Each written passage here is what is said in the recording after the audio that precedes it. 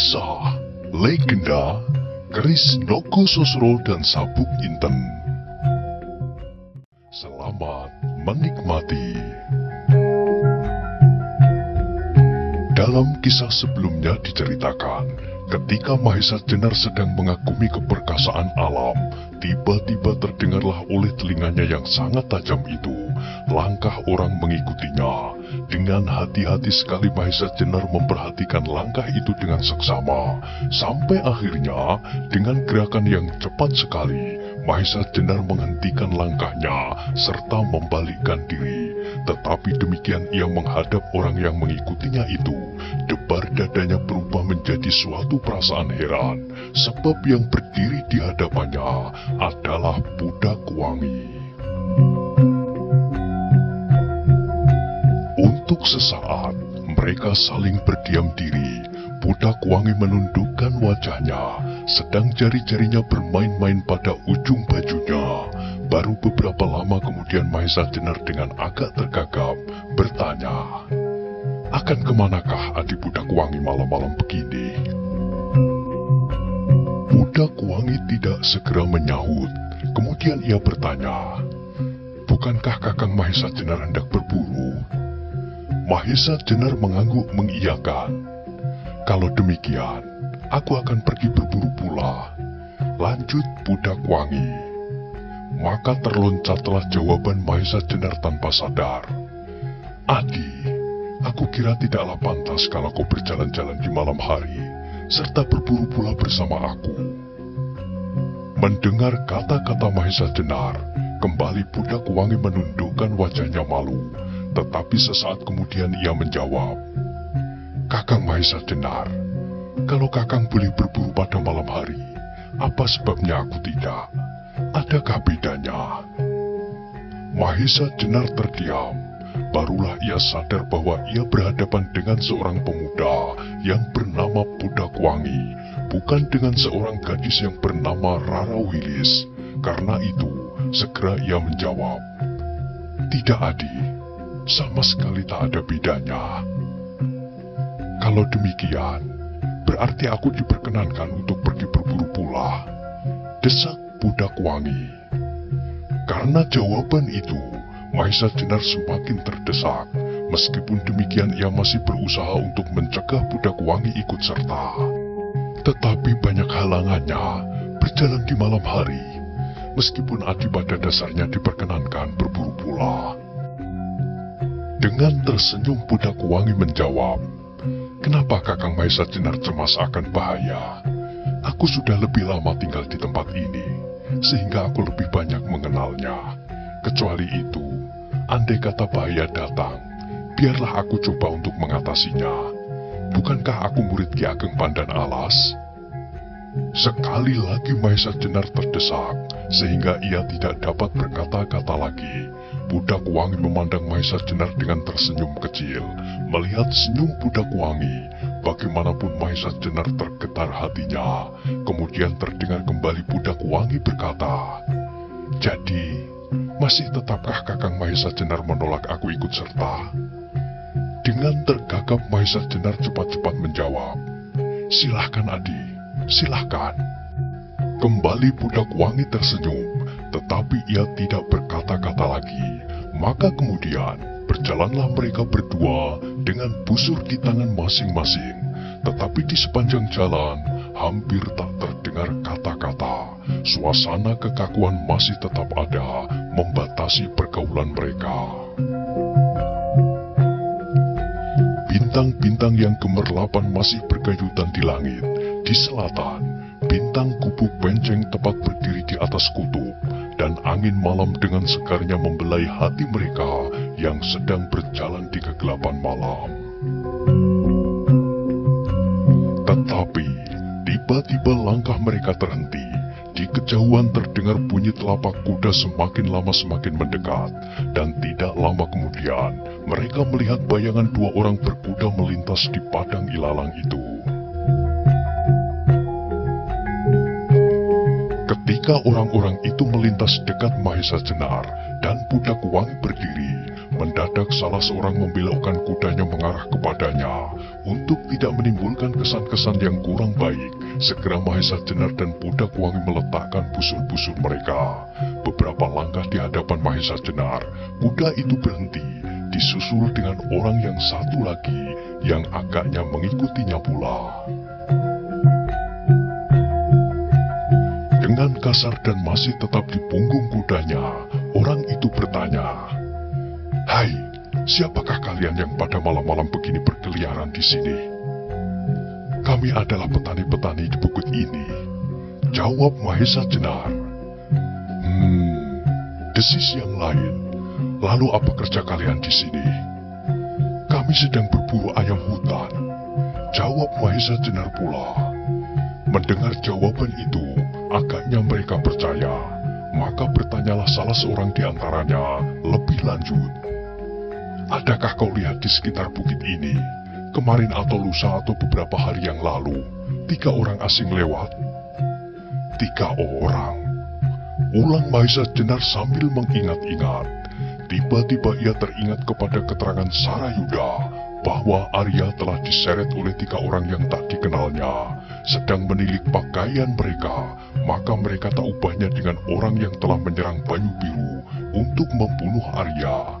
Karena itu, segera Mahesa Jenar menghubungkan kedua orang itu dengan ketiga orang yang telah mencoba membunuh anak itu. Maka timbullah keinginannya untuk meyakinkan pendapatnya itu. Maka katanya, "Aku memang telah melihat 3 orang lewat di sini, Tuan. Tetapi tidak hanya 3 orang saja. Mereka telah membawa serta seorang anak laki-laki bersama dengan mereka." "Seorang anak laki-laki?" potong salah seorang di antaranya. "Ya, aku tidak tahu apakah anak itu anak salah seorang dari ketiga orang itu," lanjut Mahesa Jenar. "Bukan, sama sekali bukan," jawab yang lain. "Pasti demikian," sela Mahesa Jenar, "sebab anak itu didukungnya dengan penuh kasih sebagai seorang bapak terhadap anaknya." Maka terdengarlah kedua orang itu tertawa riuh, dan terdengarlah salah seorang berkata, "Umur anak itu tidak akan lebih dari panjangnya malam pada saat kau lihat. Kapan kau lihat mereka lewat di sini?" Mendengar kata-kata itu, Mahesa Jenar menjadi yakin bahwa 2 orang itu adalah kawan-kawan yang sedang mencari ketiga orang yang ternyata telah dibunuh oleh Sarayuda. Karena itu, segera terungkaplah kemarahan Mahesa Jenar. Karena orang-orang ini adalah pasti orang-orang Lembu Sora. Maka karena gelora kemarahannya, timbullah keinginan Mahesa Jenar untuk menghajar kedua orang itu. Segera Mahesa Jenar memancing mereka ke dalam suatu perselisihan. Katanya, "Tuan salah terka. Anak itu sampai sekarang masih segar bugar. Oleh ketiga orang itu, ia mereka titipkan kepada kami. Sementara mereka pulang untuk mengambil jemputan dan kendaraan." Mendengar kata-kata Mahesa Jenar, wajah kedua orang itu segera berubah hebat. Dengan gugup salah seorang bertanya, "Ketiga orang itu berasal dari mana?" "Dari Banyu Biru," jawab Mahesa Jenar cepat-cepat. "Mereka adalah utusan Nyi Ageng Gajah Sora." Wajah kedua orang itu menjadi bertambah tegang, apalagi ketika Mahesa Jenar melanjutkan, "Nama anak itu adalah Arya Saloka. Berikan anak itu kepadaku." Tiba-tiba yang seorang berteriak. Dengan tenang Mahesa Jenar memandang wajah orang itu. Hidungnya yang besar hampir melengkung, terletak di antara kedua matanya yang mirip dengan mata burung hantu. Sedang yang lain adalah gambaran dari wajah seorang yang tidak mempunyai pikiran. Sudut-sudut bibirnya tertarik agak ke bawah, dan matanya tidaklah bedanya dengan mata sebuah patung, mati dan tak bersinar sama sekali. "Siapakah sebenarnya kalian?" tanya Mahesa Jenar. "Aku juga suruhan Nyi Ageng Gajah Sora dari Banyu Biru," jawab mereka. "Sayang bahwa aku tidak berani menyerahkan anak itu kecuali kepada yang telah menitipkan," sahut Mahesa Jenar. Mendengar kata-kata Mahesa Jenar, Agaknya kedua orang itu menjadi marah sekali. Teriaknya, "Kau berikan anak itu, atau kau aku seret di belakang kudaku." Melihat muka-muka yang kasar dari kedua orang itu, Mahesa Jenar menjadi muak sekali, tetapi masih juga ia menjawab dengan tenang, "Aku tidak akan memberikan anak itu. Ketahuilah bahwa ketika orang Banyu Biru yang akan menyelamatkan Arya Saloka itu sudah aku bunuh, dan sekarang anak itu pun akan aku bunuh pula. Aku adalah orang Ki Ageng Lembusora dari Pamingit." Mendengar jawaban Mahesa Jenar, kedua orang berkuda itu tubuhnya menjadi bergetar karena marah. Mereka sadar bahwa mereka telah dipermainkan, serta telah dikenal pula sebagai orang-orang Lembusora yang diperintahkan membunuh Arya. Karena itu, tidak ada jalan lain kecuali membinasakan kedua orang yang tidak dikenalnya itu. Dengan gigi yang gemetar, mereka mencabut pedang-pedang mereka. Bersamaan dengan itu, Mahesa Jenar pun menjadi semakin muak pula melihat mata yang mirip dengan mata burung hantu, serta mata yang sama sekali padam di atas bibir yang melengkung ke bawah. Karena itu segera ia akan bertindak melenyapkan pemandangan yang sama sekali tidak menarik hati itu. Tetapi baru saja Mahesa Jenar akan melangkah, terasalah budak Wangi menggambit pundaknya sambil berbisik, "Kakang Mahesa Jenar, berilah aku kesempatan untuk berlatih, tetapi jangan lepaskan aku dari pengawasan." Mahesa Jenar agak terkejut mendengar bisik budak Wangi, tetapi kemudian ia tersenyum. Dengan berbisik pula ia menjawab, "Silahkan murid Ki Ageng Pandan Alas." Oleh jawaban itu, budak Wangi menjadi agak malu. Namun sesaat kemudian Mahesa Jenar telah meloncat ke samping pada saat serangan kedua orang berkuda itu datang. Budak Wangi pun lincah pula, sambil memungut busurnya, ia meloncat ke samping, serta dengan tangkasnya ia berjongkok, untuk sesaat yang sangat pendek siap melontarkan anak panahnya. Sengaja budak Wangi tidak segera mengarahkan anak panahnya kepada orang-orang yang mengendarai kuda-kuda itu, karena ia ingin mengetahui sampai di mana tingkat ilmu yang pernah diterima dari kakeknya, Ki Ageng Pandan Alas. Mengalami kejadian itu, kedua orang penunggang kuda itu menjadi semakin marah. Meskipun demikian, mereka tidak berani tergesa-gesa menyerang, sebab mereka sadar bahwa busur di tangan budak Wangi itu tak dapat diperingan akibatnya. Karena itu, mereka segera meloncat turun dan lari-lari berputaran sambil mendekati bersama-sama dari arah yang berlawanan. Budak Wangi yang memang sama sekali tak ingin membunuh mereka dengan panahnya segera meletakkan busurnya serta kemudian mencabut pedangnya pula. Kedua orang lawannya menjadi keheranan kenapa orang itu tidak mempergunakan panahnya. Tetapi mereka sama sekali tidak mau membuang-buang waktu lagi. Segera mereka bersama-sama mendesak maju. Karena Mahesa Jenar kemudian menyingkir, maka perhatian mereka tercurah kepada budak Wangi. Ternyata budak Wangi yang meskipun baru menerima pelajaran beberapa bulan saja, namun ia telah dapat menunjukkan kelincahan serta ketangkasan bergerak. Dengan melingkar dan kemudian meloncat mundur, ia berhasil menghindari kedua serangan yang datang dari arah yang berbeda itu sekaligus. Bahkan demikian kakinya menyentuh tanah, ia segera meloncat maju menyerang dengan pedangnya yang tipis, namun tajamnya tiada terkira. Pedang itu dibuat oleh Ki Ageng Pandan Alas khusus untuk budak Wangi. Meskipun bentuknya tidak ubahnya pedang biasa, namun pedang itu agak lebih ringan. Kedua orang lawan budak Wangi itu terkejut melihat lawannya dapat menghindarkan diri, bahkan kemudian dengan cepatnya telah menyerang kembali. Segera mereka berloncatan mundur. Meskipun kedua orang itu adalah dua orang yang telah berpuluh tahun menjadi laskar Pamingit, namun mereka belum pernah menerima latihan yang teratur dan bersungguh-sungguh, sehingga apa yang mereka lakukan adalah cara-cara yang kasar, namun sederhana. mereka lebih senang mempergunakan tenaga daripada otak mereka. Karena itu, meskipun melawan dua orang sekaligus, budak wangi dapat melayani mereka dengan baiknya. Meskipun setelah beberapa lama, ternyata bahwa kedua orang pamingit itu bagaimanapun juga telah memiliki pengalaman yang jauh lebih banyak daripada budak wangi. Sehingga akhirnya, budak wangi perlahan-lahan menjadi agak terdesak. Tetapi bagaimanapun juga, Mahesa Jenar menjadi keheranan.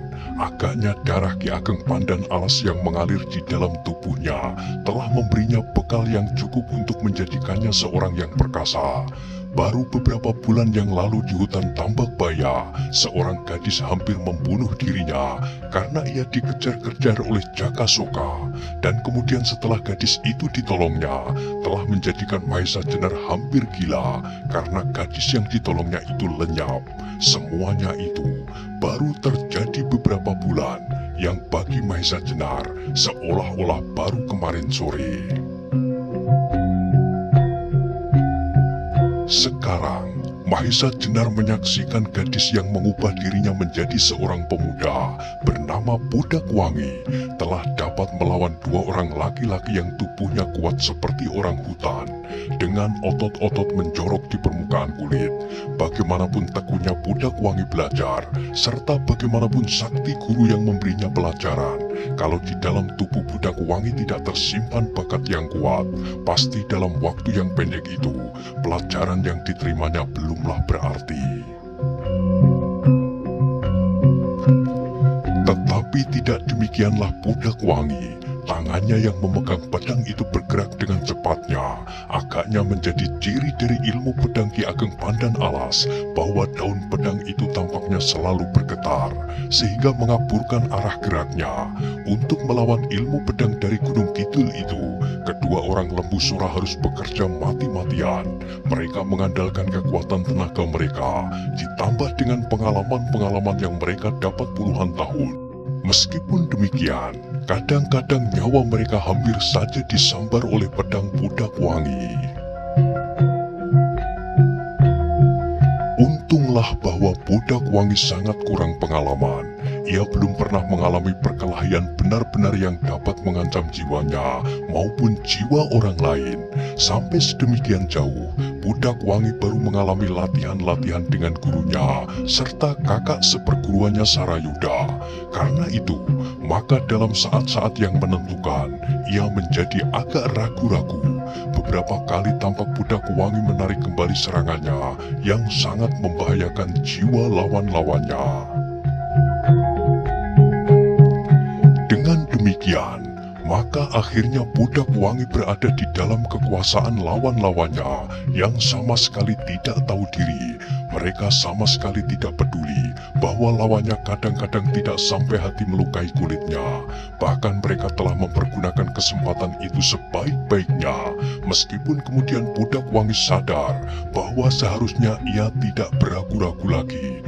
Namun waktunya telah agak terlambat. Lawan-lawan Budak Wangi telah berhasil menempatkan diri mereka pada kedudukan yang menentukan. Mengalami hal yang demikian itu, Budak Wangi menjadi agak bingung.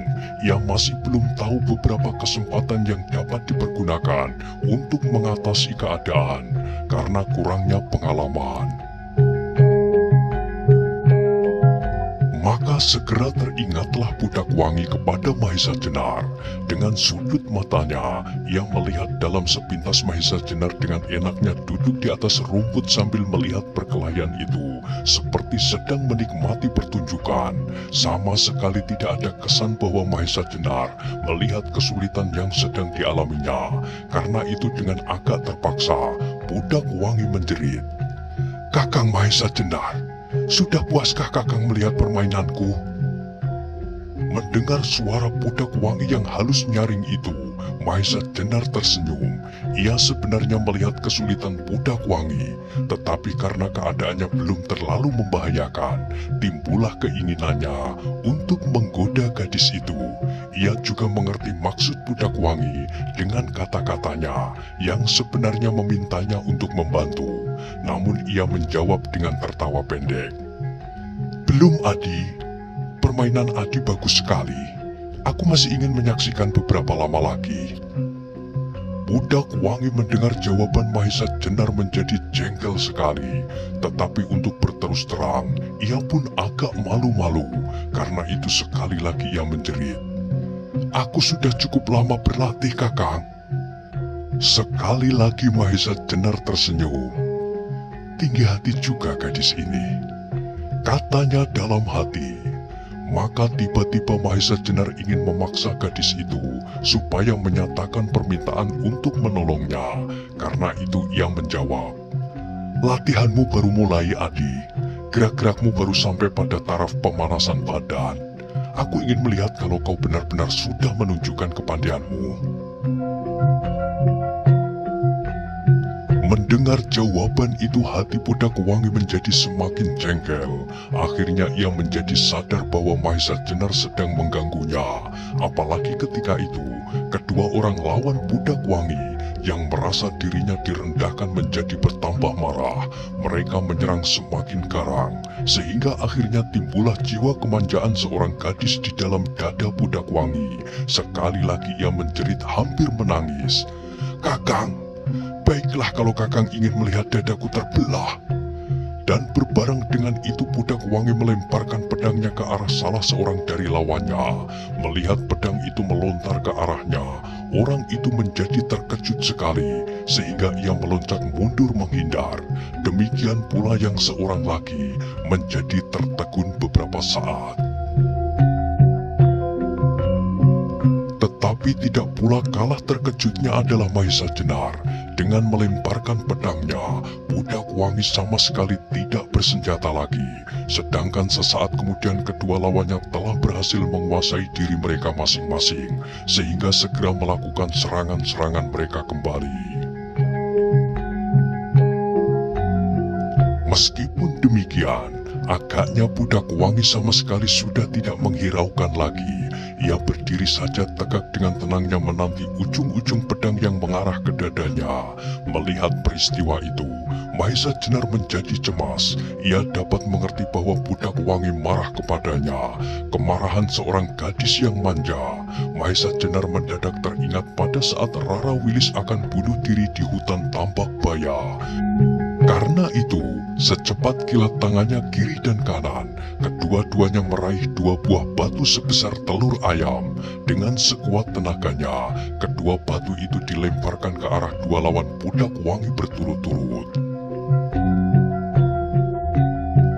Hasilnya adalah mengerikan sekali. Batu-batu itu tepat mengenai pelipis orang yang berwajah padam seperti mayat. Suaranya gemeretak memecahkan tulang pelipisnya. Tanpa dapat berbuat sesuatu, orang itu jatuh terjerembab untuk tidak bangun lagi. Sedang yang sebuah lagi mengenai dada orang yang bermata seperti mata burung hantu. Terdengar ia berteriak keras-keras dan kemudian jatuh berguling-guling kesakitan. Dari mulutnya memancar darah segar. Tetapi beberapa saat kemudian, orang itu terdiam untuk selama-lamanya. Melihat kedua peristiwa yang tak disangka-sangka itu, Budak Wangi terperanjat bukan kepalang. Apalagi ketika dilihatnya darah yang mengalir dari luka-luka kedua lawannya. Peristiwa itu adalah suatu peristiwa yang belum pernah disaksikannya. Karena itu hatinya ngeri dan ketakutan. Di luar sadarnya, maka ia kemudian berlari dan seperti seorang anak kecil, ia menyembunyikan wajahnya ke dada Mahesa Jenar. Mahesa Jenar adalah seorang yang sudah berpuluh kali melihat darah mengalir. Tetapi ketika tiba-tiba Budak Wangi berlari ke arahnya dan kemudian menangis terisak-isak, Mahesa Jenar kemudian seperti terpaku di atas tanah. Jantungnya berdebaran dan darahnya seolah-olah membeku. Untuk beberapa saat mulutnya terkunci rapat-rapat dan seolah-olah seluruh persenjataannya mati terkunci. Baru beberapa saat kemudian, Budak Wangi sadar akan dirinya. Karena itu dengan penuh malu-malu sebagai lazimnya seorang gadis, ia perlahan-lahan menarik dirinya dan selangkah demi selangkah ia menjauhi Mahesa Jenar. Tetapi untuk beberapa lama Mahesa Jenar masih diam mematung. ditatapnya wajah budak wangi yang tunduk itu dengan jantung yang bergelora. Baru kemudian ketika budak wangi menjatuhkan dirinya di atas rumput-rumput kering, Mahesa Jenar merasa seolah-olah terbangun dari sebuah mimpi yang indah. Tetapi bagaimanapun, Mahesa Jenar hampir tidak pernah bergaul dengan gadis-gadis, meskipun yang duduk di hadapannya itu menurut wujudnya adalah seorang pemuda, namun hatinya melihat bahwa ia adalah seorang gadis. Karena itu, untuk beberapa lama kemudian, Mahesa Jenar masih diam termangu-mangu, tetapi kemudian perlahan-lahan Mahesa Jenar maju juga mendekati budak wangi yang masih terisak-isak menahan tangis. Melihat budak wangi menangis, Mahesa Jenar merasa bahwa ia bersalah, tetapi sebenarnya maksudnya adalah bergurau saja. Maka ingin rasanya ia minta maaf kepada gadis itu. Setelah ia dekat berdiri di belakang budak wangi, berkatalah Mahesa Jenar, "Wilis, aku minta maaf." Mendengar namanya disebut, dada budak wangi tiba-tiba terasa sesak. Telah beberapa lama ia tidak pernah mendengar seseorang memanggilnya dengan namanya yang sebenarnya. Sekarang tiba-tiba ia mendengar lagi nama itu. Namanya sebagai seorang gadis disebut oleh seorang yang dikaguminya. Karena itu, timbullah rasa haru yang menggelegak, sehingga kemudian Rara Wilis tak dapat menahan dirinya lagi, dan menangislah ia sejadi-jadinya. Melihat hal itu, Mahesa Jenar menjadi semakin bingung. Ia tidak tahu kenapa budak wangi menangis semakin keras. Untuk beberapa saat Mahesa Jenar sama sekali tidak tahu apa yang harus dilakukan. Dengan gemetar ia melangkah kian kemari. Sebentar ia duduk di belakang budak wangi, tetapi sebentar kemudian kembali ia berdiri dan melangkah pula kian kemari. Sesaat kemudian terasalah malam menjadi semakin sepi. Angin malam yang gemerisik di sela-sela tangis budak wangi mengantarkan udara yang dingin. Kelelawar yang merajai langit di malam hari masih tampak berkeliaran di muka tebaran bintang-bintang yang menaburkan cahayanya yang gelisah. Segelisah hati Mahesa Jenar. Maka akhirnya Mahesa Jenar menjatuhkan dirinya di samping budak wangi, dan untuk beberapa lama mereka saling berdiam diri. Ketika di kejauhan terdengar ayam hutan berkokok bersahutan, Mahesa Jenar menjadi seperti tersadar bahwa ia harus berbuat sesuatu. Mereka tidak dapat terus-menerus berdiam diri di tengah-tengah padang terbuka sampai esok pagi. Karena itu Mahesa Jenar ingin menghibur hati budak wangi, tetapi karena banyaknya kata-kata yang tersimpan di dalam dadanya, yang keluar hanyalah, "Adik budak wangi, marilah kita teruskan perburuan kita." Budak wangi memandang wajah Mahesa Jenar dengan sinar mata yang kecewa, tetapi ia sendiri tidak tahu kenapa hatinya kecewa. Mungkin hatinya mengharapkan Mahesa Jenar berkata lebih banyak lagi, meskipun ia sendiri takut menduga-duga kata-kata apa yang dinantinya itu. Namun semuanya itu hanya terjadi dalam sesaat, sebab sesaat kemudian budak wangi segera kembali ke dalam keadaannya kini. Ia adalah seorang pemuda, murid Ki Ageng Pandan Alas. Karena itu ia segera mencoba menguasai perasaannya, dan dengan gagahnya ia menjawab ajakan Mahesa Jenar. "Marilah Kakang." Serta dengan tegak berdiri ia meneruskan, "Kita berlomba. Siapakah yang lebih dahulu berhasil mendapatkan binatang buruan?" Mendengar jawaban budak wangi itu, Mahesa Jenar tersenyum kecil. Segera ia memungut busurnya, dan kemudian mereka bersama-sama meneruskan perburuan mereka di antara gerumbul-gerumbul yang semakin lama semakin lebat. Tetapi Tetapi meskipun mereka telah berjalan di daerah perburuan, hati mereka sama sekali tidak tertarik kepada binatang-binatang hutan.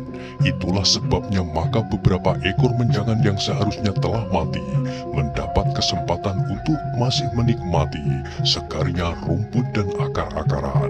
Akhirnya budak wangi menjadi lelah, maka katanya, "Kakang, baiklah perlombaan kita tunda sebentar.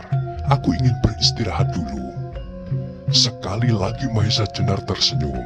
Jawabnya, "Baiklah Adi, aku pun lelah." Setelah itu, maka segera mereka mencari tempat peristirahatan di atas batu-batu yang berserakan. Maka terdengarlah segera Mahesa Jenar dan budak wangi bercakap-cakap tentang hal-hal yang sama sekali tidak penting. Pembicaraan itu beredar dari satu ke lain hal, sehingga akhirnya sampai pada diri Mahesa Jenar. Terdengarlah dengan penuh keinginan tahu, budak wangi bertanya, "Kakang Mahesa Jenar, tidakkah Kakang Mahesa Jenar bermaksud untuk kembali ke Demak dan memangku jabatan Kakang kembali?" Mendengar pertanyaan itu, Mahesa Jenar tertegun sebentar. Apakah perlunya maka budak wangi menanyakan hal-hal yang menyangkut dengan kedudukannya? "Adi," jawab Mahesa Jenar, "jabatan itu memang menyenangkan. Sebagai seorang perwira pasukan pengawal raja, aku banyak mempunyai kesempatan untuk berbangga, baik terhadap orang lain maupun terhadap diri sendiri. Tetapi sayang, bahwa aku tidak dapat kembali pada saat-saat yang dekat ini. Apalagi ketika aku merasa bahwa aku wajib untuk ikut menemukan kembali keris-keris Kiai Nogososro dan Sabuk Inten. Maka keinginanku untuk kembali ke Demak menjadi semakin tipis. Sebagai seorang prajurit, sela budak wangi, bukankah Kakang akan lebih banyak kesempatan untuk menemukan keris-keris itu?" "Mungkin demikian," jawab Mahesa Jenar, "tetapi mungkin juga sebaliknya, sebab tugas seorang prajurit adalah beraneka ragam. Kecuali itu Adi, pengabdian seseorang bertebaran pada banyak bidang. Aku sekarang sedang mengabdikan diriku dengan cara ini." Pembicaraan mereka jadi terputus ketika mereka mendengar gemerisik halus di belakang mereka. Mahesa Jenar cepat meloncat berdiri dengan busur di tangan serta anak panah yang siap meluncur, sebab yang terdengar itu sama sekali bukan harimau atau babi hutan, tetapi suara langkah manusia. Tetapi meskipun pandangan Mahesa Jenar sangat tajam, namun Mahesa Jenar tidak dapat melihat seseorang di belakangnya. Karena itu ia menjadi curiga. Cepat ia melangkah maju, meskipun dengan penuh kehati-hatian. Sedang budak wangi pun segera mempersiapkan anak panahnya. Namun setelah beberapa lama mereka mencari-cari, tak seorang pun yang mereka jumpai. Maka hati mereka menjadi gelisah, karena benar dugaan mereka bahwa yang didengarnya itu langkah seseorang. Pastilah orang itu adalah orang yang sakti. Baru beberapa lama kemudian, ketika mereka sudah menjadi bertambah gelisah, terdengarlah suara tertawa halus di kejauhan. Mendengar suara itu, tiba-tiba budak wangi menundukkan kepalanya. Wajahnya menjadi merah semerah jambu. Suara itu sangat dikenalnya sebagai suara seseorang yang mengasuhnya, Ki Ageng Pandan Alas. Mahesa Jenar yang mengenal suara itu juga menjadi malu. Namun segera ia berkata lantang, "Adi, lihatlah babi hutan hampir sebesar kerbau." Setelah berkata demikian, segera Mahesa Jenar meloncat berlari menyusup ke dalam semak-semak. Budak wangi segera tersentak pula. Ia mengira bahwa Mahesa Jenar benar-benar telah melihat seekor binatang buruan. Karena itu, segera ia pun meloncat menyusulnya. Tetapi meskipun mereka telah berlari-lari beberapa lama, namun sama sekali budak wangi tak melihat seekor binatang pun. Sampai akhirnya ia melihat Mahesa Jenar berdiri tegak menantinya. "Manakah binatang itu, Kakang?" tanya budak wangi. Dengan menarik nafas, Mahesa Jenar menjawab, Sama sekali aku tak melihat seekor binatang pun, Adi. Tetapi aku mendengar suara tertawa Ki Ageng Pandan Alas. Budak Wangi menjadi tersenyum jengkel, namun ia membenarkan pula sikap Mahesa Jenar yang agak rikuh terhadap kakeknya. Tetapi mereka menjadi terkejut pula ketika tiba-tiba terdengar kembali suara tertawa itu. Suara Ki Ageng Pandan Alas yang justru berada di tempat yang bertentangan dengan arah semula. Mendengar suara itu, Mahesa Jenar sadar bahwa ia tidak dapat menjauhkan dirinya dari orang tua yang sakti itu selama orang tua itu menghendakinya. Teringatlah Mahesa Jenar akan sikap jenaka dari Ki Ageng Pandan Alas. Karena itu akhirnya ia tidak akan menghindar lagi.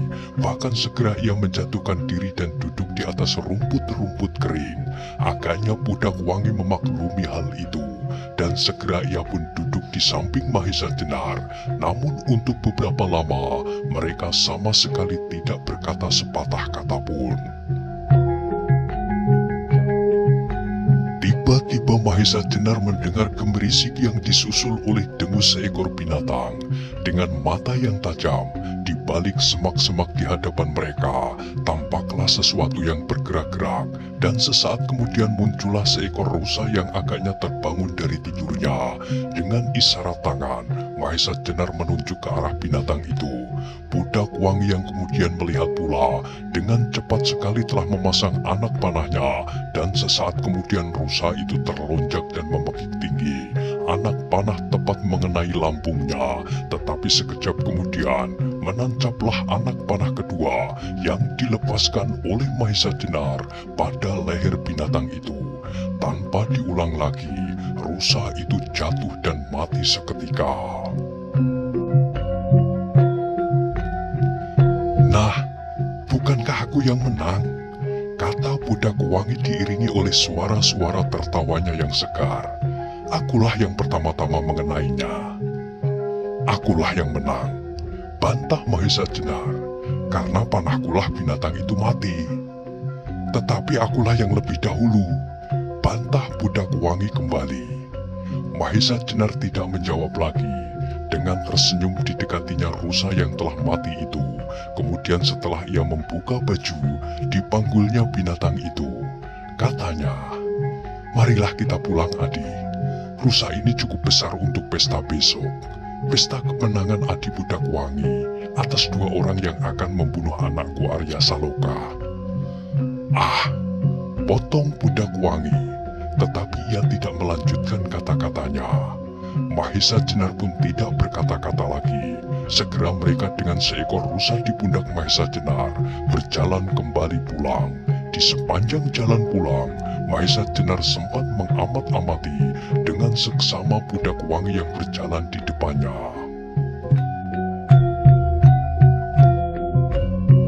Melihat tingkah lakunya, maka Mahesa Jenar semakin yakin bahwa tidak lama lagi Budak Wangi pasti akan menjadi seorang yang perkasa seperti kakak seperguruannya Sarayuda. Setidaknya ia akan dapat memenuhi keinginan kakeknya yang sekaligus gurunya pula, bahwa akhirnya ia pasti akan dapat menandingi ibu tirinya, istri Simarudra muda dari Gunung Tidar, anak Simarudra tua dari Lodaya. Mahesa Jenar membayangkan bahwa persoalannya kemudian akan menjadi bertambah melilit lagi. Persoalan antara mereka yang sedang memperebutkan Kiai Nogososro dan Sabuk Inten, ditambah dengan persoalan Rara Wilis dengan ibu tirinya, yang pasti akan sangkut menyangkut pula dengan usaha Arya untuk menemukan kembali kedudukan ayahnya yang telah dirampas oleh pamannya Lembu Sora. Sampai di rumah mereka temui Arya masih tidur nyenyak, maka tanpa dibangunkannya, rusa hasil buruan itu langsung dibaringkan di samping Arya untuk mengejutkan anak itu besok pagi. Kemudian Budak Wangi segera pergi ke pembaringannya untuk beristirahat, sedang Mahesa Jenar seperti biasanya tidur dengan alas anyaman daun kelapa yang direntangkan di atas tumpukan jerami di samping gubuk Ki Ageng Pandan Alas. Karena kelelahan serta kantuknya yang sangat, Maka segera Mahesa Jenar jatuh tertidur.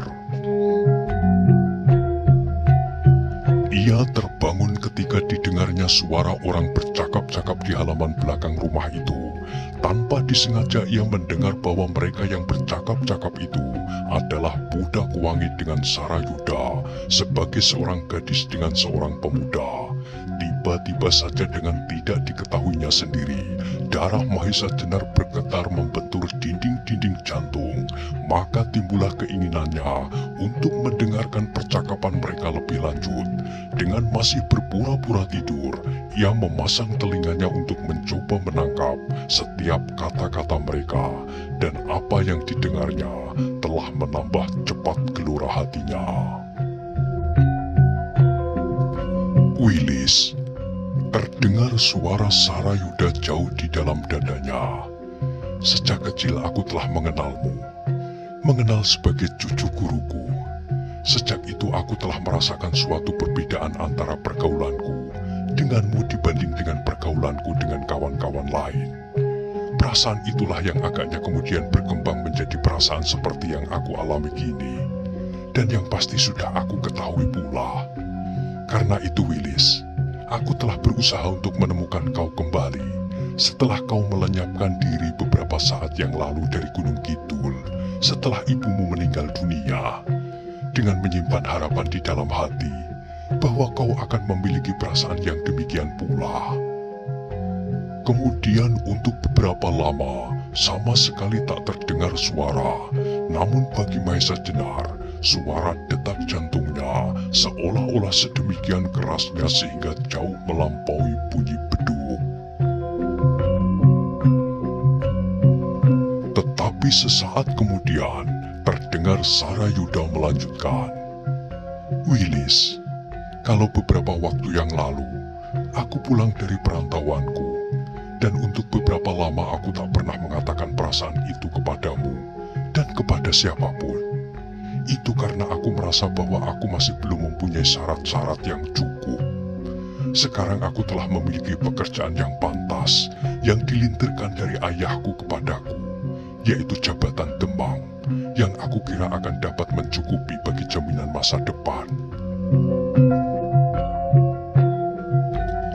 Kembali Sarayuda diam, tetapi kali ini juga Rara Wilis sama sekali tidak menjawab.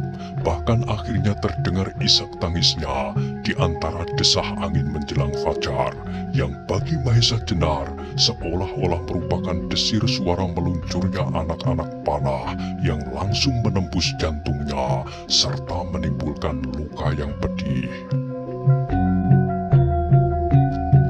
Wilis, Sarayuda melanjutkan, aku tidak tahu kenapa kau menangis. Apakah kau terharu, marah, gembira, atau kata-kataku telah menyinggung perasaanmu? Tetapi apa yang aku lakukan adalah benar-benar terdorong oleh perasaanku yang bersih. Masih belum terdengar Rara Wilis menjawab. Bukan maksudku untuk memancingmu dengan janji, Wilis, desak Sarayuda kemudian. Tetapi meskipun hanya sepetak, aku telah memiliki tanah, dan walaupun hanya seekor kerbau kurus, aku telah berternak pula. Meskipun kata-kata itu terluncur dari mulut Sarayuda tanpa maksud apapun terhadap orang lain, namun bagi Mahesa Jenar, kata-kata itu merupakan sebuah cermin Surya Kanda yang dapat menimbulkan bayangan 100 kali lipat. Tiba-tiba Mahesa Jenar melihat dirinya dalam kaca itu sebagai seorang pengembara tak berarti, seorang yang tidak mempunyai rumah dan tempat tinggal, tidak mempunyai tanah yang subur untuk jaminan hidupnya, tanpa ternak dan tanpa kedudukan. Serta dilihatnya pula bayangan Sarayuda sebagai seorang yang memiliki syarat-syarat yang penuh. Tanah hampir seluas tanah yang terbentang di daerah Gunung Kidul, yang ditaburi oleh 1000 puncak-puncak pegunungan yang asri. Ternak yang setiap hari memenuhi padang-padang rumput di tebing-tebing pegunungan dan di dataran-dataran. Sawah yang subur di lembah-lembah yang luas dipagari oleh lereng-lereng hijau. Mahesa Jenar. Tiba-tiba terdengar hatinya berkata, apakah kau akan berusaha untuk menyaingi Demang Sarayuda yang kaya raya, serta gagah perkasa itu? Mungkin kau akan dapat berhasil merebut hati Rara Wilis, tetapi dengan demikian kau akan menyiksanya sepanjang umurnya. Wilis akan mengalami hidup yang sulit, penuh dengan kekurangan dan penderitaan.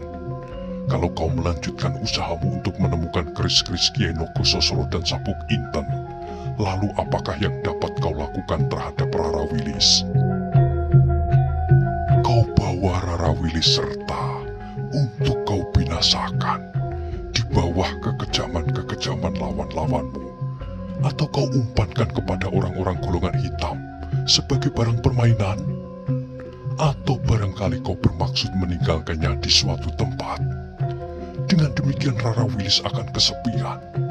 Tiap malam ia akan menghitung setiap desir angin yang menyentuh wajahnya dengan mata yang mengaca, dengan penuh harapan pada setiap tarikan nafasnya menantimu pulang.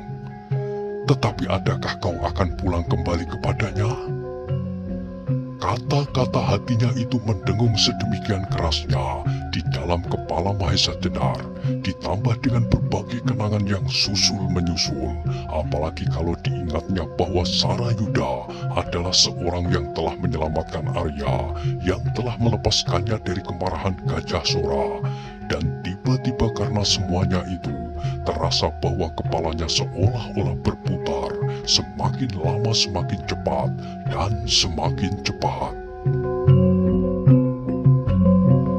Mahesa Jenar memejamkan matanya rapat-rapat. Dengan sekuat tenaga ia berusaha menguasai perasaannya.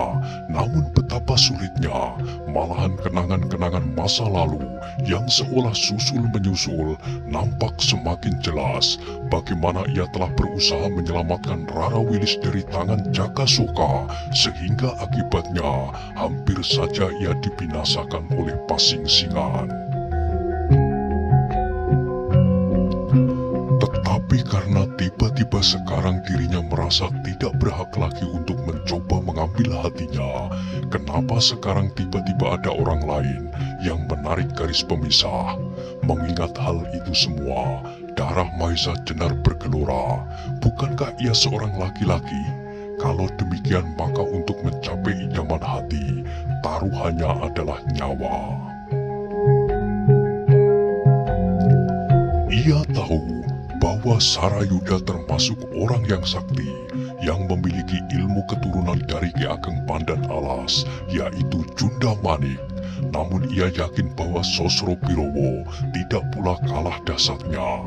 Penyelesaian dari pertempuran itu tidaklah penting. Kalau ia menang, maka ia pasti dapat memiliki Rara Wilis. Tetapi kalau ia kalah, adalah kebinasaan. Ini akan lebih baik daripada hidup dengan hati yang kosong. Karena pikiran itu, tiba-tiba darah Mahesa Jenar menggelegak, apalagi ketika timbul dugaannya bahwa Sarayuda sengaja menyatakan perasaannya terhadap Rara Wilis untuk dapat didengarnya. Kalau demikian, maka berarti bahwa Sarayuda dengan terang-terangan menantangnya. Maka hampir saja Mahesa Jenar meloncat berdiri, kalau tidak tiba-tiba saja timbul pula pikirannya yang lain, sehingga terjadilah desak-mendesak antara perasaan yang satu dengan yang lain, pikiran yang satu dengan yang lain. Rara Wilis bukanlah semacam barang yang dapat diperebutkan. Ia adalah seorang manusia yang berhak menjatuhkan pilihan. Meskipun seandainya ia menang dalam perang tanding dengan Sarayuda, tetapi ternyata Rara Wilis sebenarnya tidak memilihnya, maka yang akan dimilikinya hanya Rara Wilis dalam bentuk wadaknya, bukan keseluruhannya. Apakah artinya bagi Mahesa Jenar memiliki Rara Wilis tanpa hatinya? Karena itu maka kemauan Mahesa Jenar jadi mengendor lagi. Malahan kembali timbul di dalam dadanya suatu perasaan yang pedih ketika ia tiba-tiba teringat kata-kata Rara Wilis di padang ilalang pada saat mereka berburu tadi. Kakang bermaksud untuk kembali ke Demak dan memangku jabatan Kakang kembali? Bukankah pertanyaan itu jelas? Rara Wilis akan berkata kepadanya bahwa kenapa ia adalah seorang perantau, seorang yang tidak mempunyai tempat tinggal. Kenapa ia hidup sebagai seorang yang selalu berkeliaran di hutan-hutan, bukit-bukit dan lembah-lembah? Kalau demikian, maka Rara Wilis pasti sedang memperbandingkan dirinya yang tidak hidup seperti lazimnya orang yang berkeluarga.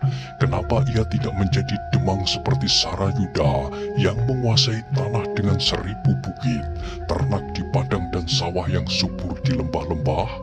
Kenapa ia tidak berkata kepada Rara Wilis tentang rumah yang besar, serta halaman yang ditumbuhi pohon buah-buahan, serta dipagari oleh tanam-tanaman berbunga? Oh, semuanya itu pasti akan selalu menggugahnya kelak.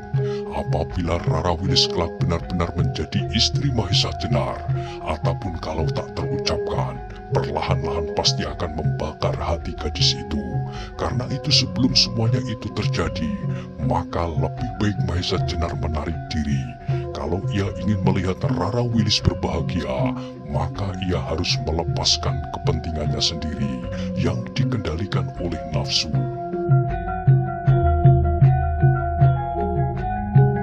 Tidak, ia tidak akan membiarkan Wilis menderita dan terlalu banyak berkorban untuknya.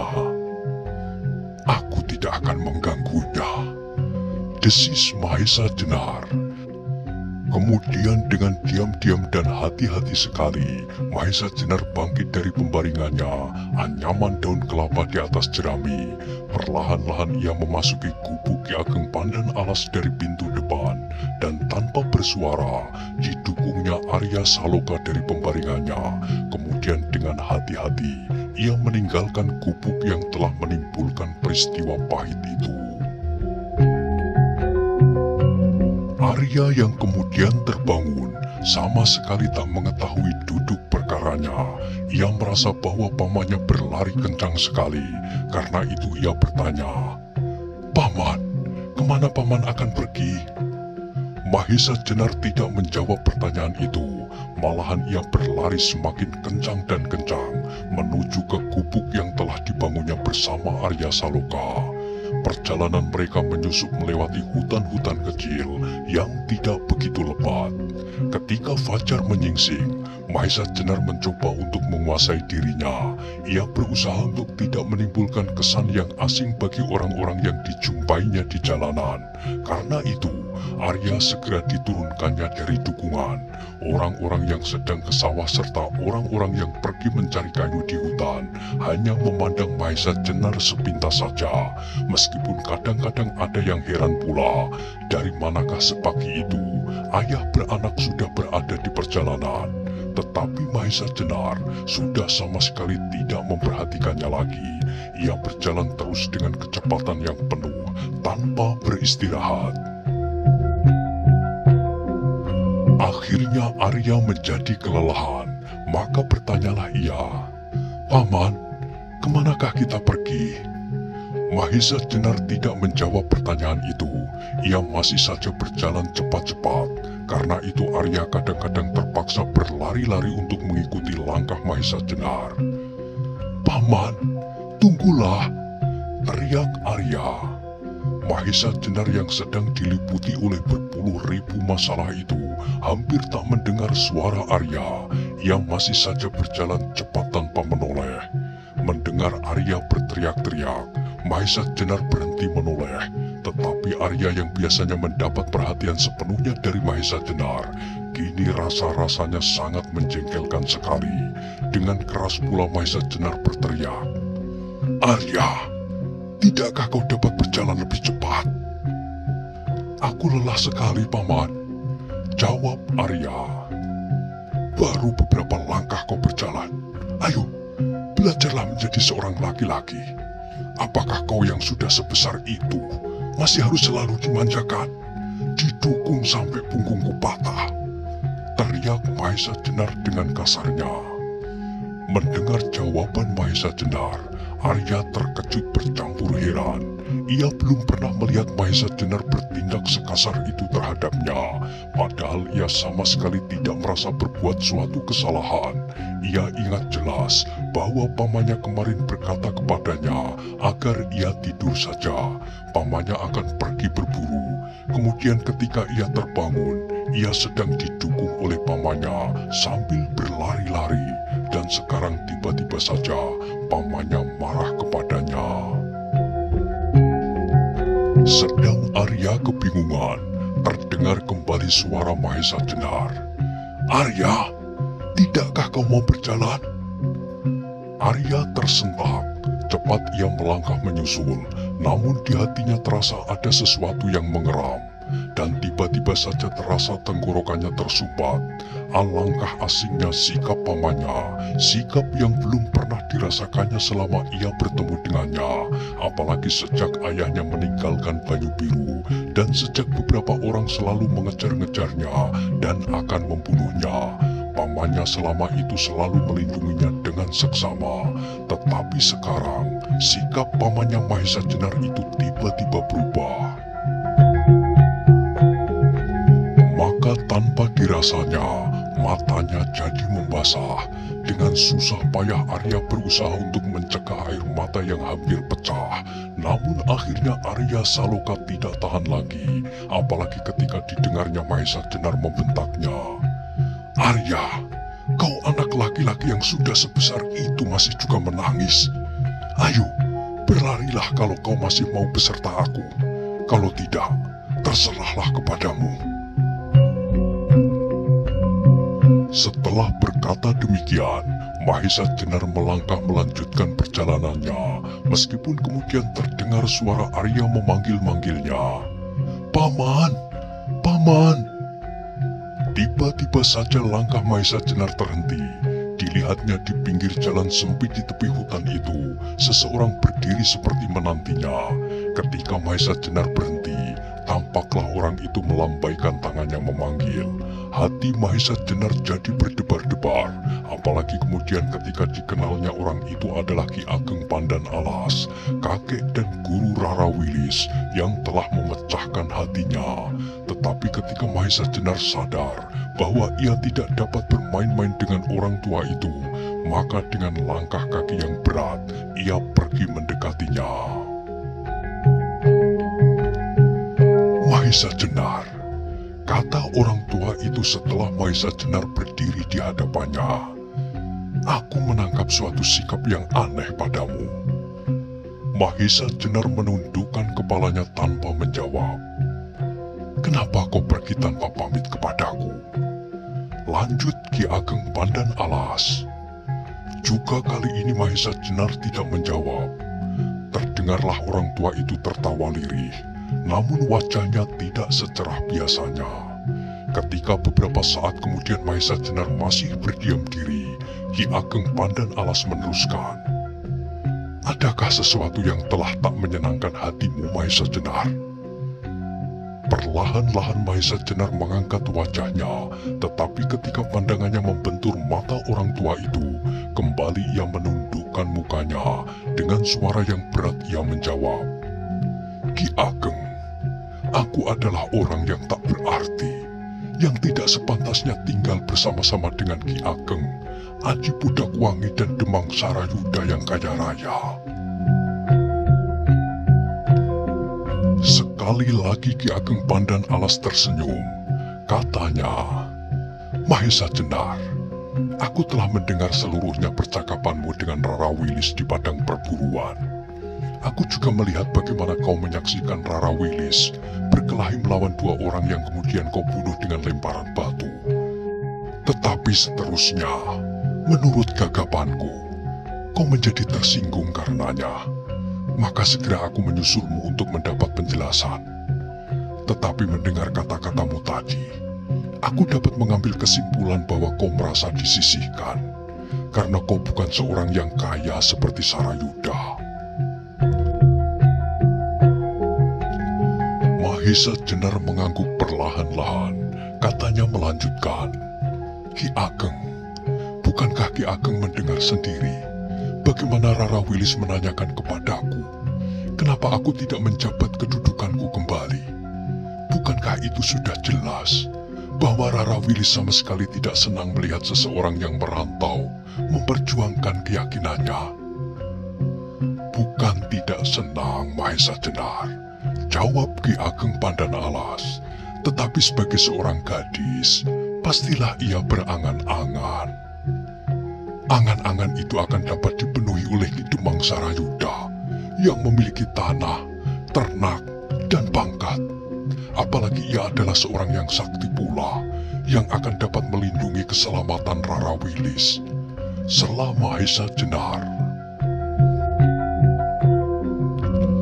Mendengar kata Mahesa Jenar itu, wajah Ki Ageng Pandan Alas nampak berkerut, alisnya bergerak-gerak, sedang matanya memancarkan perasaannya yang kecewa. Katanya, Mahesa Jenar, meskipun Sarayuda itu muridku, namun aku melihat beberapa kelebihan ada padamu. Tetapi ternyata bahwa kau juga mempunyai kekurangan yang besar. Hatimu keras seperti baja, tetapi ketas seperti baja pula. Kalau demikian baiklah, aku akan berusaha untuk membentuk Sarayuda lebih lanjut, untuk melenyapkan kekurangan-kekurangannya, agar dapat menyamaimu. Setelah mengucapkan kata-kata itu, dalam sekejap saja Ki Ageng Pandan Alas telah melangkah jauh. Ketika Mahesa Jenar akan menjawab, orang tua itu telah hilang masuk ke dalam hutan. Maka tiba-tiba timbullah penyesalan di hati Mahesa Jenar. Mungkin ia sudah menyakitkan hati orang tua itu, sehingga dengan demikian, kemungkinan untuk dapat kembali kepada Rara Wilis menjadi semakin tipis. Karena itu, tiba-tiba menggeloralah kembali kejengkelan di dalam dadanya. Dunia ini menjadi seolah-olah gelap dan tanpa masa depan. Hidupnya menjadi tak berarti sama sekali. Kalau demikian, buat apa ia mesti berjuang untuk masa depan, masa yang akan dipenuhi oleh kepahitan hidup? Tiba-tiba Mahesa Jenar teringat kepada Ki Paniling yang sebenarnya bernama Radite, yang menjauhkan diri dari pergaulan ramai, yang kemudian lebih senang hidup di antara para petani miskin tanpa berpikir tentang masa depan, tentang negara, tentang bangsa. Oh, adakah demikian balas jasa yang diterimanya atas perjuangan yang dilakukan selama ini? Kalau demikian, maka alangkah tentramnya hidup Ki Paniling. Paman, tiba-tiba terdengar suara Arya dekat di belakang Mahesa Jenar. Mahesa Jenar agak terkejut mendengar suara itu, tetapi ketika ia menoleh dan nampak wajah Arya yang kuyu, kembali terungkitlah kejengkelannya. Anak itu adalah isi dari masa depan yang gelap, yang pahit, yang akan menyiksanya. Buat apa ia harus ikut serta membinanya? Anak itu bukanlah anaknya. Biarlah Gajah Sora sendiri bertanggung jawab atasnya. Kalau kelak ia marah kepadanya, biarlah Gajah Sora mencoba mengukur lebar dadanya. Karena pengaruh pikirannya yang kelam itu, berteriaklah Mahesa Jenar membentak. Pergi! Pergi kau kelinci cengeng! Buat apa kau ikuti aku? Mendengar suara kasar itu, dada Arya Saloka rasa-rasanya seperti tersambar petir, sehingga tubuhnya menggigil ketakutan. Belum lagi ia dapat bersuara, Mahesa Jenar telah melompat berlari. Berlari sekencang-kencangnya, seperti orang yang kehilangan ingatan, meskipun kemudian terdengar jerit Arya Saloka. Paman! Paman! Namun suara itu semakin lama semakin jauh di belakangnya. Suara Arya Saloka itu akhirnya lenyap menghantam batas-batas hutan, sedang Mahesa Jenar masih saja berlari menyusup semak-semak seperti orang gila. Dengan napas yang terengah-engah, ia mendaki bukit kecil sambil masih terus berlari, menjauhi manusia. Ia akan pergi ke suatu tempat di mana hidupnya tak tersentuh oleh apapun. Di puncak sebuah bukit atau di pusat hutan yang lebat, ia akan bertapa, menghadapkan hidupnya melulu buat masa langgeng. Akan ditinggalkannya dunia yang penuh dengan bayangan dan angan-angan seperti mimpi yang nikmat, tetapi kemudian yang membantingnya ke dalam jurang kekecewaan yang maha dalam. Tetapi tiba-tiba Mahesa Jenar terkejut melihat sebuah bayangan menghadang perjalanannya di tempat yang temaram oleh bayangan pepohonan. Karena itu segera ia memperlambat langkahnya. Ia menjadi semakin terkejut ketika dari kejauhan dilihatnya bayangan itu mengenakan jubah abu-abu. Pasing-singan, desisnya. Hatinya kemudian agak gelisah, tetapi tiba-tiba ia tersenyum sendiri. Bagus, desisnya. Kalau Pasing-singan mau membunuh aku pula, aku akan mengucapkan terima kasih kepadanya. Mendapat pikiran itu, kembali Mahesa Jenar berlari ke arah orang yang berjubah abu-abu yang disangkanya Pasing-singan itu. Tetapi kembali ia terkejut bukan kepalang ketika ternyata orang yang berjubah abu-abu itu tidak mengenakan topeng kasar seperti yang biasanya dipergunakan oleh Pasing-singan. Apalagi ketika Mahesa Jenar sempat memandang wajah orang itu, kurus dan janggutnya yang sudah putih tumbuh lebat pepat, menutup sebagian dari mukanya, sedang rambutnya yang sudah putih dibiarkannya terurai, menjuntai dari bawah ikat kepalanya, menilik garis-garis umur yang tergores di keningnya. Nyatalah bahwa umur orang itu sudah sangat tua, namun tubuhnya masih nampak segar dan kuat. Tiba-tiba Mahesa Jenar teringat kepada orang yang telah mengambil keris Kiai Nogososro dan sabuk inten di Banyu Biru. Orang itu berpakaian mirip dengan jubah Pasing-singan, namun bukan Pasing-singan. Sedang rambutnya yang putih itu dapat saja pada waktu ia mengambil keris di Banyu Biru, digelungnya di bawah ikat kepalanya. Adapun wajahnya, tak seorang pun yang mengetahuinya. Karena itu tiba-tiba timbul dugaannya bahwa orang inilah yang telah mengambil pusaka-pusaka Kiai Nogososro dan sabuk inten. Maka dengan tiba-tiba Mahesa Jenar berteriak, "Hai Kiai, adakah kau yang mengambil pusaka Kiai Nogososro dan sabuk inten?" Orang itu sama sekali tidak menjawab dan tidak bergerak. Hanya matanya saja yang tajam bersinar, memandang ke arah Mahesa Jenar tanpa berkedip. Nah, bagaimanakah kisah selanjutnya? Silahkan ikuti terus kisah legenda keris Nogososro dan sabuk inten pada episode berikutnya. Sampai jumpa.